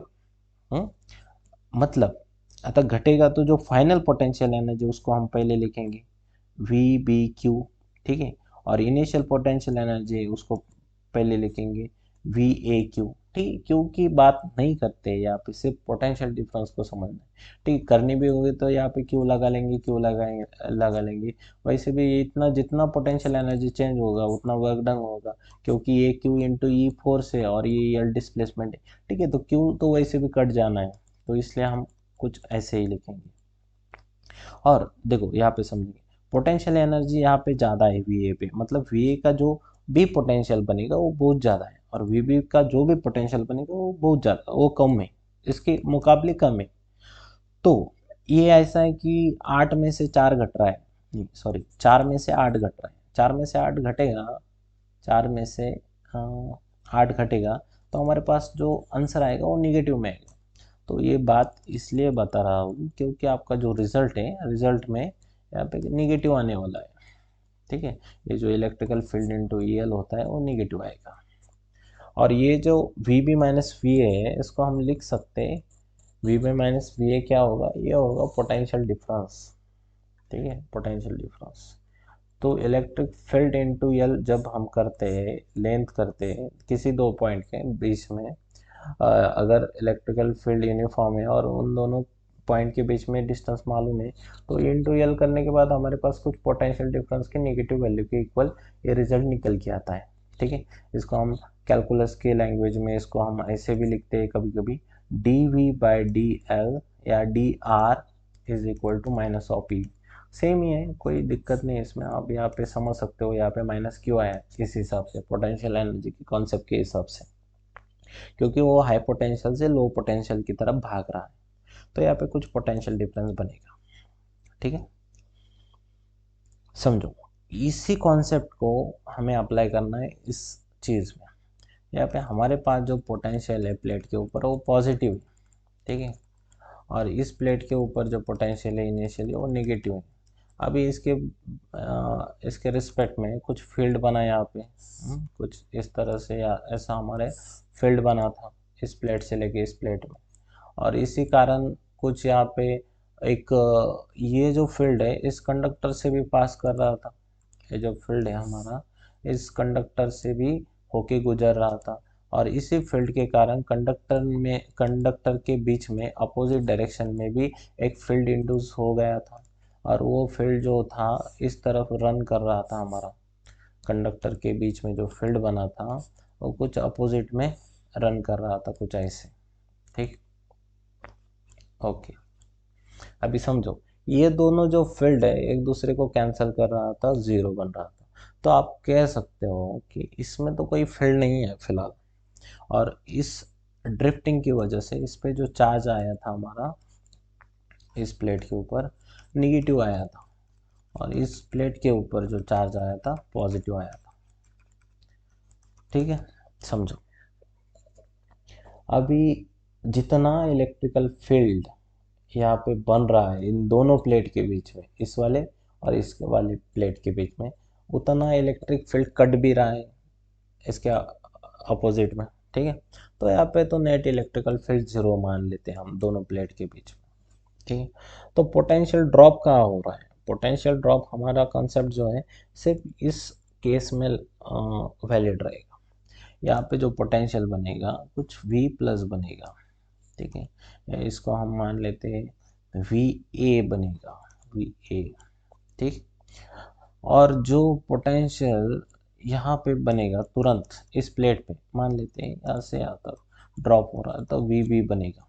तो इसी केस के तहत समझो, यहाँ पे हाई पोटेंशियल एनर्जी होगा, कोई चार्ज होगा, तो यहाँ पे लो पोटेंशियल एनर्जी होगा क्योंकि पोटेंशियल घट रहा है उसका, ठीक है, और एक पोटेंशियल ड्रॉप होगा इसमें V A minus V B same होगा, ठीक है, सेम वैल्यू का होगा, मतलब ये इस यहाँ से यहाँ तक आने में भी पोटेंशियल घटेगा, ठीक है, ये फील्ड एग्जिस्ट करेगा, इसके अंदर का दोनों प्लेट के अंदर का जो फील्ड है यहाँ से यहाँ तक ये एग्जिस्ट करेगा, ये भी फील्ड एग्जिस्ट करेगा, ठीक है, ये दोनों फील्ड एग्जिस्ट करेगा, और दोनों का जो पोटेंशियल होगा नेट पोटेंशियल डिफरेंस वो होगा E into L equal to minus V, ये पहले प्लेट के लिए अगर हम कह लेते बोल देते हैं ये पहले प्लेट के लिए, और दूसरे प्लेट के लिए भी सेम होगा ए इंटू एल, यहाँ पे डी रख देते हैं, ठीक है, डिस्टेंस, तो ये भी माइनस वी आएगा।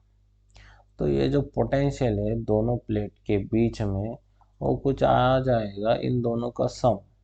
तो हम बोल सकते हैं जो पोटेंशियल ड्रॉप है ये V1 और V2 होगा, मतलब माइनस वी, तो ये ऐड हो जाएंगे सिंपली, दैट इज -2V। ठीक है, तो यहाँ पे क्या हो रहा है, हम ये डिस्टेंस और ये डिस्टेंस यहाँ पे ऑलरेडी लिखा है D, तो ये दोनों जो डिस्टेंस है ये दोनों हम नेट डिस्टेंस मानेंगे, क्योंकि ये जो बीच वाला सेक्शन है ये यूटिलाइज नहीं हो रहा है, क्योंकि इन दोनों प्लेट के बीच में अपोजिट डायरेक्शन में भी पोटेंशियल बन रहा है, ग्रीन वाला इलेक्ट्रिकल फील्ड बन रहा है ग्रीन वाला, जो कि ये व्हाइट वाला इनकमिंग उसको कैंसिल कर रहा है, ऐसा बोल सकते हैं व्हाइट वाले को ग्रीन वाला कैंसिल कर रहा है।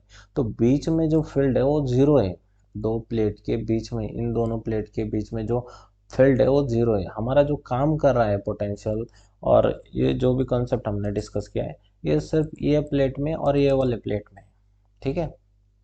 तो हम हमारे लिए हम ऐसा समझ सकते हैं कि ये वाला चार्ज प्लेट और ये वाला चार्ज प्लेट ये कितनी दूरी पे है, डी प्लस डी दूरी पे, कितना दूरी पे है, डी प्लस डी, और उसका जो इलेक्ट्रिकल फील्ड है ये ई इंटू टू डी के इक्वल है, ऐसा समझ लो।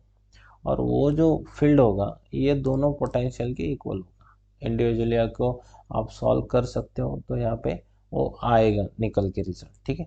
चलो इसको ठीक से समझेंगे।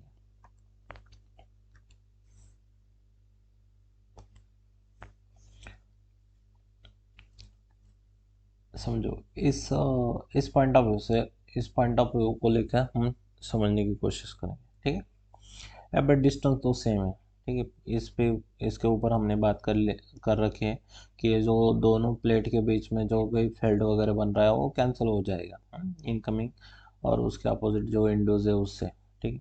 तो हमारा जो कंसर्न रहेगा इन दो प्लेट के बीच में रहेगा, इन दो प्लेट के बीच में रहेगा। मान लो यहाँ पे जो पोटेंशियल बन रहा है इस प्लेट के ऊपर VA बन रहा है, और इस प्लेट के ऊपर वो जो इलेक्ट्रॉन ड्रिफ्ट की वजह से जो पोटेंशियल बना वो VB बना।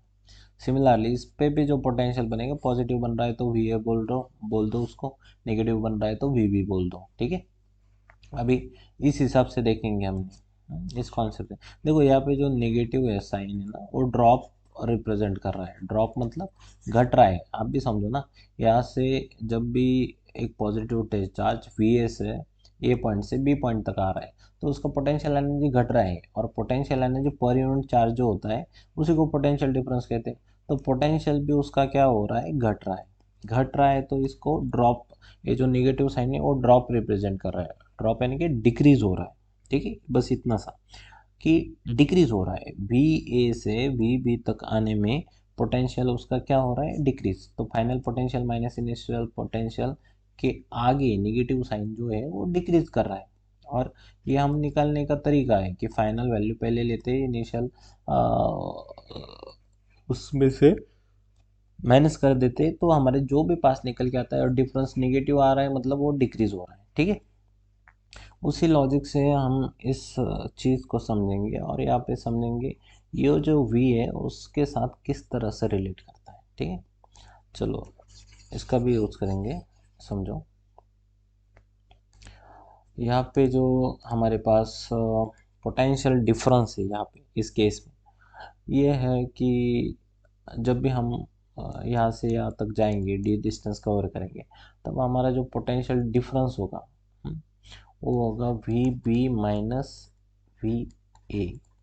और आपको इस कॉन्सेप्ट के हिसाब से समझो, ये जो होगा ये डिक्रीजिंग होगा। तो इस बात को तो आपको समझ लेना चाहिए कि जब भी हम इस प्लेट से निकलेंगे, टेस्ट पॉजिटिव चार्ज को निकालेंगे, तो या कोई भी टेस्ट पॉजिटिव चार्ज मान लो इस प्लेट से लेके इस प्लेट तक ट्रैवल कर रहा है, तो इस कॉन्टेक्स्ट में उसका जो पोटेंशियल है वो घट रहा है, तो VB माइनस VA आ रहा है, ठीक है।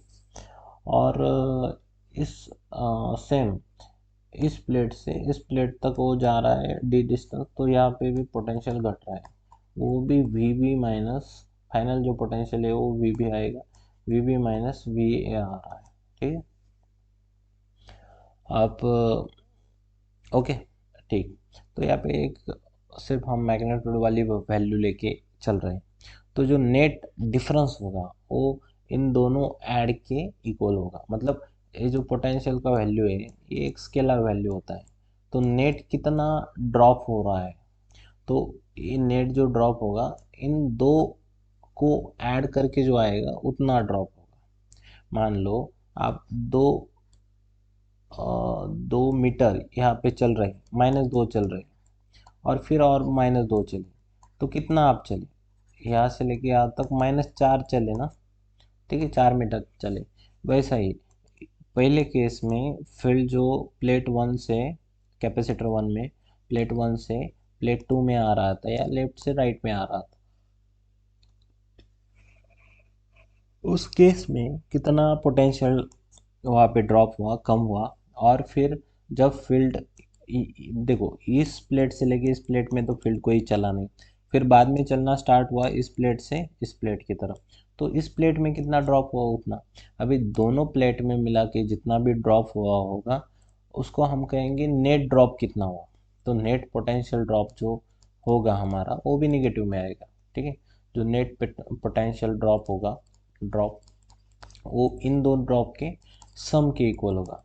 तो जो पहला ड्रॉप लेते हैं हम, देखो यहाँ पे ड्रॉप का जो साइन है ये नेगेटिव साइन ड्रॉप को रिप्रेजेंट कर रहा है। तो पहले प्लेट का जो पोटेंशियल है V1, इसको हम लिख सकते हैं, जो नेट ड्रॉप होगा V1 प्लस V2। इस वैल्यू को V1 आप लिखो, इसको आप V2 लिखो, तो दोनों ऐड कर दो। तो minus of VB minus VA minus plus of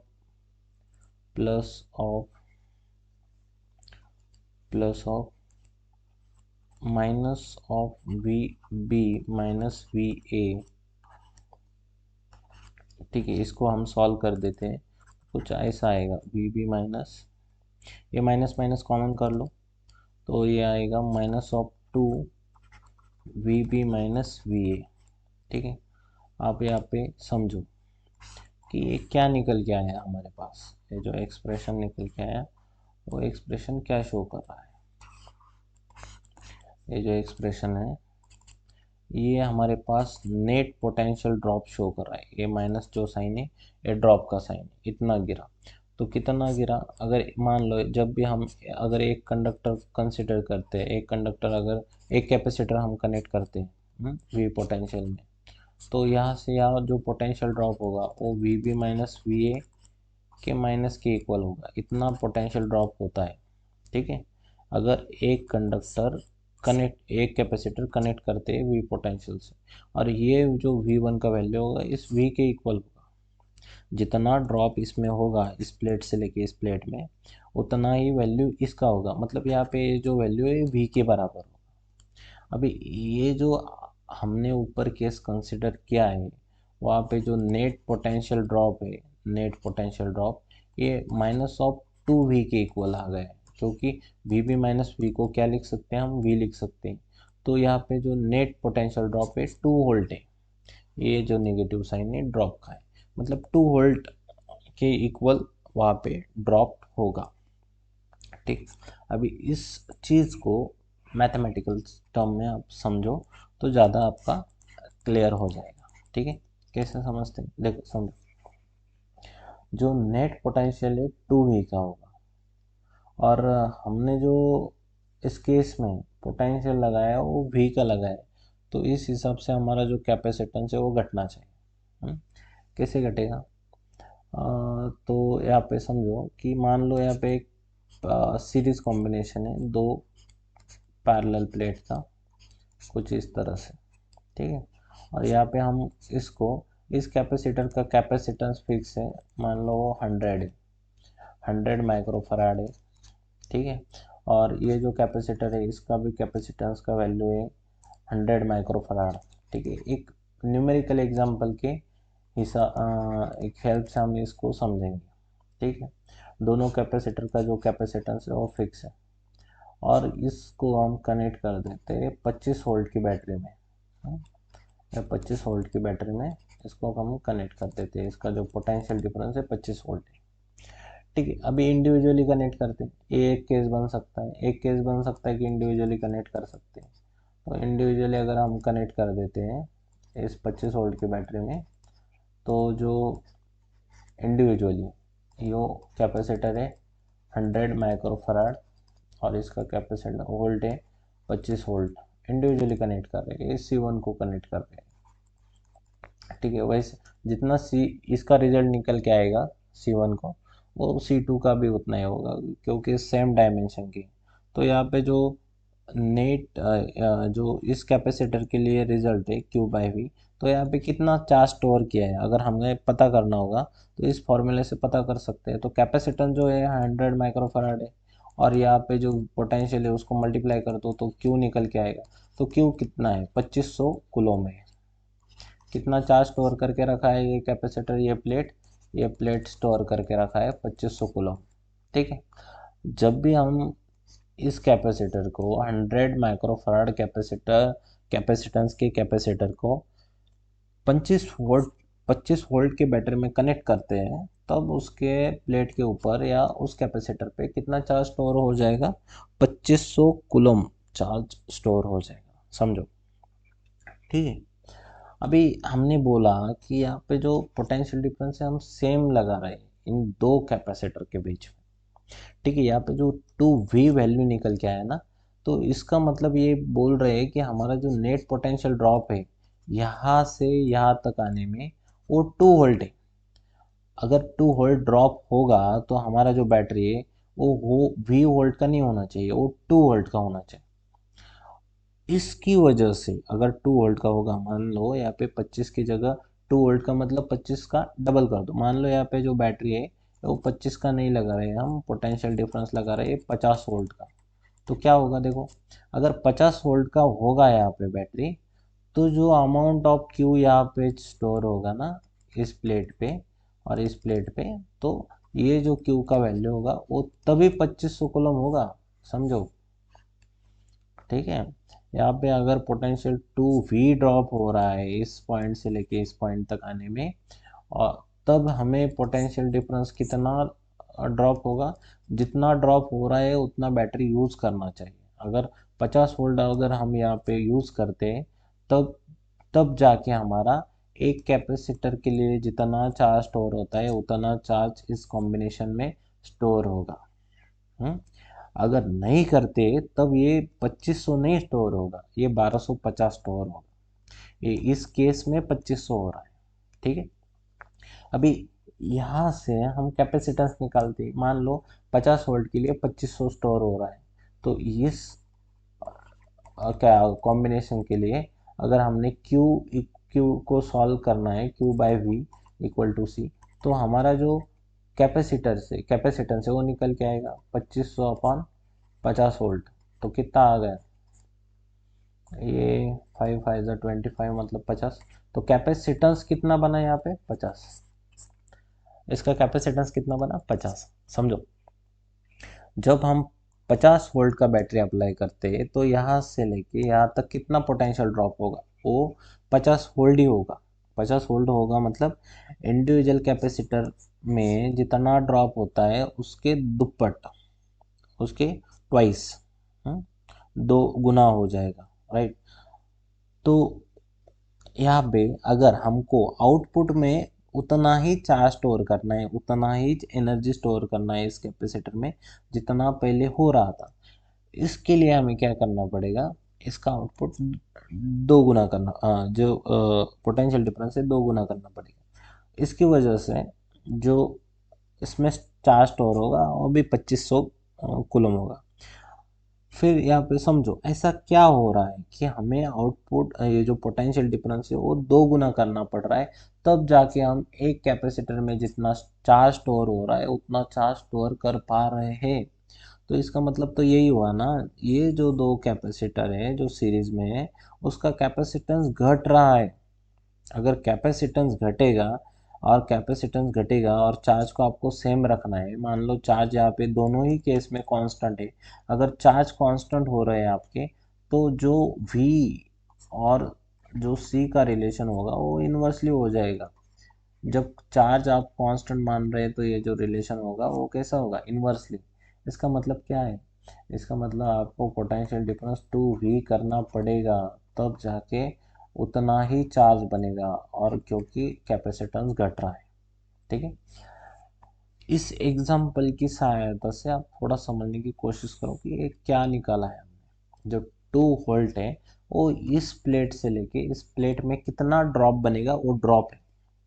ठीक है, अभी आपको चॉइस है कि पोटेंशियल सेम है।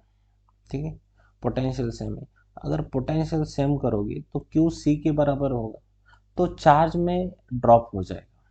ठीक है, अगर आपको पोटेंशियल सेम चार्ज में ड्रॉप नहीं करना है तो पोटेंशियल बढ़ाना होगा, तब जाके 2500 कूलम आपका कॉम्बिनेशन में स्टोर होगा, जो कि इंडिविजुअल इंडिविजुअल में हो रहा था। अगर ये नहीं करते हो तो आपका जो स्टोरेज का अमाउंट है चार्ज का वो घटेगा। ठीक है, उसको भी थोड़ा एग्जांपल से समझते हैं। ठीक है, अभी इसमें जो पोटेंशियल ड्रॉप हुआ, चलो इसको थोड़ा जो हमारा बचा हुआ है उसको सॉल्व कर लेते हैं। तो जो नेट पोटेंशियल है, नेट पोटेंशियल कितना ड्रॉप हुआ, तो इंडिविजुअल ड्रॉप के इक्वल था। चलो यहाँ तक आपको समझ आता है, इस एक्सप्रेशन को ही हमने यहाँ पे नीचे तक सॉल्व किया था समझने के लिए सिर्फ। ठीक है, इसको हम फिर से सॉल्व करते हैं। तो जो हमारा V1 है, V1 को हम लिख सकते हैं, ये V1 जो है ये फर्स्ट कंडक्टर, फर्स्ट कैपेसिटर के ड्रॉप को रिप्रेजेंट करता है, फर्स्ट कैपेसिटर के लिए। तो फर्स्ट कैपेसिटर के लिए जो कैपेसिटेंस का वैल्यू था, देखो V यहाँ से लिख सकते हैं इस, अगर V को आप यहाँ पे लेके जाओगे, देखो हमें ये पता है कि C equal to Q by V होता है, तो यहाँ पे हम लिख सकते हैं, तो V इक्वल टू लिख सकते हैं Q by C. Capacitance fix है, चार्ज भी उसका फिक्स है। ठीक है, मान लेते हैं सेम ही चार्ज यहाँ पे, जैसे यहाँ पे 2500 स्टोर हो रहा है इंडिविजुअल और कॉम्बिनेशन में, तो उसी तरह से मान लो अगर एक एक करके कनेक्ट करते तो कैपेसिटर 1 में चार्ज क्यू स्टोर होता है, और कितना कैपेसिटेंस है उसका C, और V2 में भी चार्ज मान लो इसका कैपेसिटेंस C1 है, वैल्यू सेम भी ले सकते हैं अलग भी ले सकते हैं। ठीक है, इसमें भी क्यू चार्ज स्टोर हो रहा है, इसका कैपेसिटेंस का वैल्यू C2 है। ठीक है, तो यहाँ पे जो पोटेंशियल है V1 और V2 को हमने उस Q by C1 Q by C2 के फॉर्म में लिखा। ठीक है, अभी समझो, यहाँ से Q कॉमन कर लो, Q कॉमन कर लो, Q कॉमन लेने के बाद में हमारे पास ये जो एक्सप्रेशन बचती है वो बचती है 1/C1 1/C2। ठीक है, V, और ये Q यहाँ पे डिवाइड में लेके आओ, तो V by Q equal to आया 1/C1 1/C2। ठीक है, V बाई क्यू को क्या लिख सकते हैं, V बाई क्यू को लिख सकते हैं C। ठीक है, V बाई क्यू को कैसे, हमें पता है कि C को लिखेंगे V बाई क्यू, तो 1/C को क्या लिखेंगे, Q बाई V, तो Q बाई V को 1/C लिख रहे हैं। और ये जो C है ना, ये नेट कैपेसिटेंस है, दोनों कैपेसिटर का जो कैपेसिटेंस का वैल्यू है उसको मिलाकर आ रहा है। इसको आगे सॉल्व करते, तो आगे सॉल्व करने के बाद हमारे पास जो बनता है 1/CN, तो कुछ बनता है, यहाँ सी एलसीएम ले लो इसका, तो C2 plus C1 upon C1 C2, यहाँ पे इन्वर्स कर लो, तो Cn का जो वैल्यू है नेट कैपेसिटेंस है C1 C2 bye C1 plus C2। ठीक है, चलो इतना आ गया। अभी फिर हम एग्जाम्पल के ऊपर चलते हैं और यहाँ पे कैलकुलेट करते हैं कि इसी एग्जाम्पल में, जो एग्जाम्पल में हमने बताया था कि हर एक कैपेसिटेंस जो है C1 और यहाँ पे C2, ये 100 माइक्रो फराड की है। तो इस कॉम्बिनेशन का जो कैपेसिटेंस है वो देखो, यहाँ पे हमने एग्जाम्पल के तौर पे सॉल्व किया था 50 आएगा। ठीक है, 50 माइक्रो फराड आएगा। तो क्या, चलो देखते हैं इस कॉम्बिनेशन का इस फॉर्मूले से उतना ही आता है या कुछ अलग आता है। ठीक है, तो अप्लाई करते हैं। यहाँ पे हमने जो केस पकड़ा था उसमें अप्लाई करके देखते हैं कि Cn का जो कैपेसिटर का फॉर्मूला है नेट कैपेसिटेंस का कितना आता है। तो एक जो C1 का वैल्यू था एक कैपेसिटर का, जो 100 माइक्रो फराड था, दूसरे का भी 100 माइक्रो फराड था, अपॉन C1 प्लस C2, ये 100 micro farad plus 100 micro farad. ठीक है, तो ये टोटल आ जाएगा आपका ठीक है, 200 नीचे हो जाएगा, 100 से 100 गया तो 100 फराड यहाँ पे हो रहेगा, 100 यहाँ पे जो रिमेन होगा 100 फराड बाय 2 होगा, 2 से इसको भाग दे दीजिएगा तो यहाँ पे 50 माइक्रो फराड आएगा नेट कैपेसिटेंस। देखो एग्जाम्पल से भी वही समझाया मैंने। देखो ये 50 माइक्रो फराड क्या शो कर रहा है कि जब भी हम दो कैपेसिटर आपस में कनेक्ट करते हैं और हमारा ख्वाहिश होता है कि उसके ऊपर उतना ही चार्ज स्टोर होना चाहिए जितना इंडिविजुअल कैपेसिटर पे स्टोर होता है, तब हमें ये जो पोटेंशियल डिफरेंस है वो बढ़ा देना चाहिए। क्यों बढ़ा देना चाहिए? अगर ये नहीं बढ़ेगा, क्यू कांस्टेंट है यहाँ पे, ठीक है, ये अगर ये नहीं बढ़ता है तो इस रिलेशन के हिसाब से मतलब कॉम्बिनेशन में सी तो घटेगा। तो अगर इसको बढ़ा देते हैं हम, इसको तो घटना ही है, कॉम्बिनेशन में है, सीरीज में है, इसलिए इसको तो घटना ही है। अगर इस ये क्वांटिटी भी घट रही है और इसको भी आप नहीं बढ़ा रहे हो तो क्यों तो घटेगा ही। समझ आ रहा है? इसलिए इसको वैरी करना बहुत ज़रूरी है। अगर हमें सेम आउटपुट चाहिए, अगर हमें सेम आउटपुट नहीं चाहिए, चलो इसी केस से समझते हैं, एग्जांपल से समझते हैं।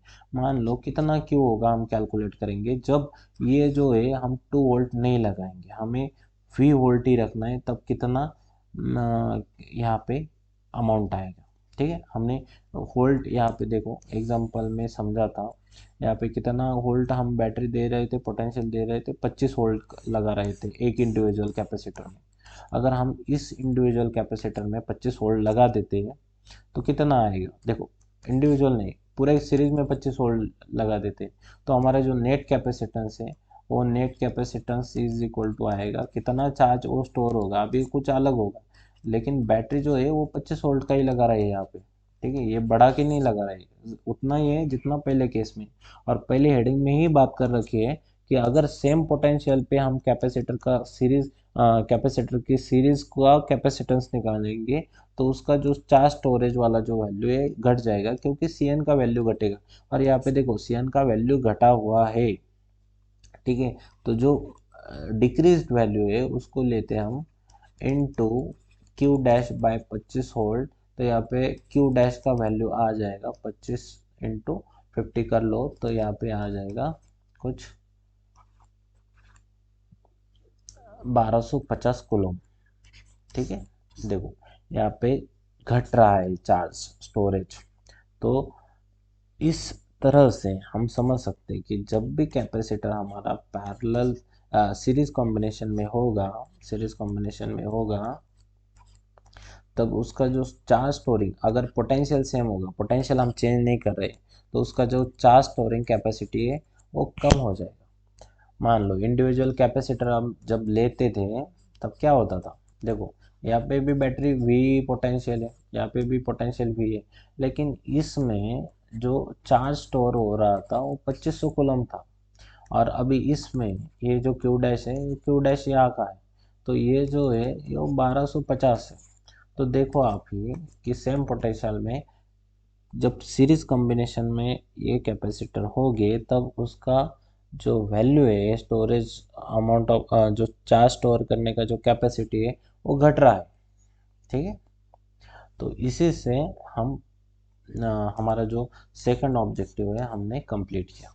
ठीक है, कंक्लूजन में आप सिर्फ आपको ये याद रखना है कि जितना भी अभी कंक्लूजन दे देता हूँ मैं इस टॉपिक का, इस एग्जाम्पल की सहायता से आप थोड़ा जल्दी समझ सकते हो। अगर नहीं समझ रहे हो तो थोड़ा रिवाइज करके 2-3 दफ़ा आप उसको देखो, आपको समझ आ जाएगा। जो कंक्लूजन है वो कंक्लूजन है कि कितना भी कैपेसिटर हो, अगर वो सीरीज में कनेक्ट हो, मान लो ये सी वन कैपेसिटेंस है, इसका सी2 कैपेसिटेंस है, ठीक है, इसका सी3 कैपेसिटेंस है, और बहुत सारे या 3 ही कैपेसिटर है, एन कैपेसिटर आप जोड़ सकते हो सीरीज में, और हर एक कैपेसिटर को एक कंडक्टर से हमें जोड़ना है। ठीक है, उसका क्या रोल है वो हमने फर्स्ट लर्निंग ऑब्जेक्टिव में डिस्कस कर लिया।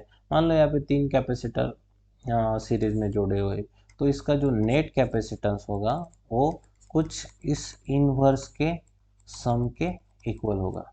आप इसको सॉल्व कर लो, इसको सॉल्व करने के बाद इन्वर्स कर दो, तो आपको इन सीरीज का नेट कैपेसिटेंस आएगा, ठीक है। और ये कैपेसिटेंस का वैल्यू डिक्रीज रहेगा। अगर आप इसको सेम पोटेंशियल में अप्लाई करते हो इंडिविजुअल के रिस्पेक्ट में, तो इसका जो नेट चार्ज स्टोरिंग का जो कैपेसिटी है वो घटा हुआ होगा, ठीक है। तो यह हमारा कंक्लूजन रहा। तो हम फॉर एन रिजल्ट के लिए फॉर एन कैपेसिटर जनरलाइज कर सकते हैं।